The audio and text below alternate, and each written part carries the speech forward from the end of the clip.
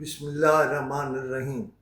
پورے پاکستان کی اپوزیشن اور حکومتی پارٹیوں نے اور ان کی لیڈرشپ قومی اسمبلی سے استعفیٰ دینے کے بعد جناب اختر مینگل کی بہت منتیں کیں کہ آپ اپنا استعفیٰ واپس لے لیں اور پارلیمنٹ میں واپس آ جائیں، لیکن اختر مینگل واپس نہیں آئے اور ملک سے چلے گئے، اور ملک سے جاتے ہی انہوں نے ایک ٹویٹ کیا جس میں کہا الوداع پاکستان، الوداع پارلیمنٹ، اور یہ بھی بتایا کہ ہم تب واپس آئیں گے جب پاکستان میں آئین کی حکمرانی ہوگی۔ اس ٹویٹ کے ایک فقرے میں میری بقا ہے، اور وہ یہ ہے کہ انہوں نے کہا کہ ہم تب واپس آئیں گے جب پاکستان میں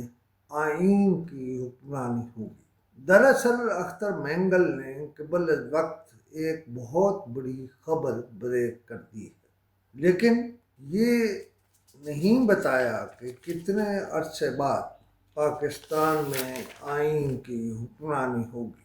اختر مینگل وہ سیاستدان ہیں جس کا ریکارڈ گواہ ہے کہ وہ محض بڑکیں نہیں مارتے۔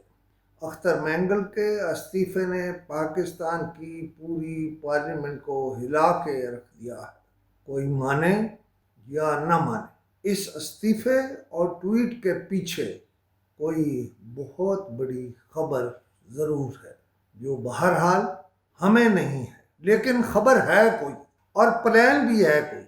ملک کے اندر صورتحال یہ ہے کہ ایک حکومت وزیر اعظم نواز شریف کی ہے اور دوسری محسن نقوی کی۔ اس صورتحال میں فیصلہ کر لیجئے، کیونکہ فیصلہ آپ ہی کا درست ہوگا۔